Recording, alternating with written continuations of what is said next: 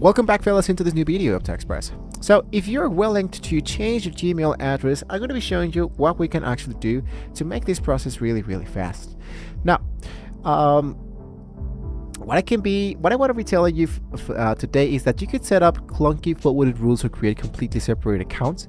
Your actual primary Google username was permanently and is untouchable. So you can natively change your primary Gmail email address without losing a single alt messages, whatever. So I'm going to be showing you how to make these actual changes. So before we can click change, there are 4 critical rules you need to understand about how the system works. So the first thing to understand is that your old email address doesn't disappear into thin air. So it automatically becomes a permanent alternate email alias. So that means that if an old friend or a service provider sends an email to their old address, it will still land right into your primary inbox. So the first thing I want to be doing here is to make the actual switch, right? So if I open my actual browser, I head directly into a new tab and go for my account.google.com. Directly inside here, what I need to do, of course, is to navigate directly into my element that says personal information. And I click, of course, and try, of course, to scroll down to the contact information. Under the Google account email, look for the button labeled change the Google account email.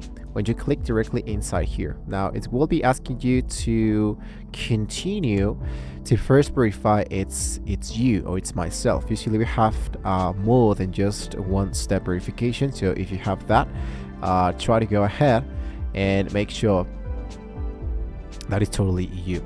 So once you finish with this process, you can go for the element that says change Google account email.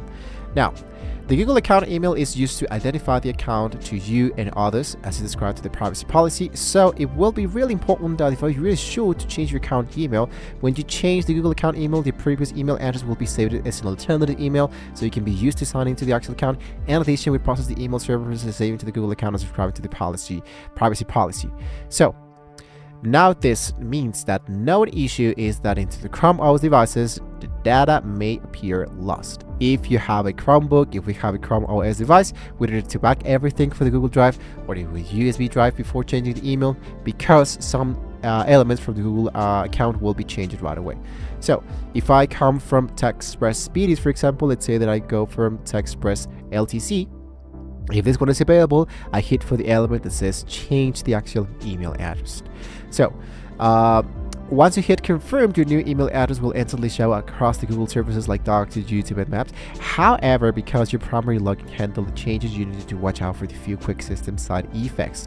So additionally, you want to check for any external websites where you rely heavily to the signing with the Google sign, single sign-on options, while the Google passes the data smoothly back to the backend. A few legacy third-party sites might ask you to re-verify your profile identity to type into the updated address manually to link your active dashboard premium options.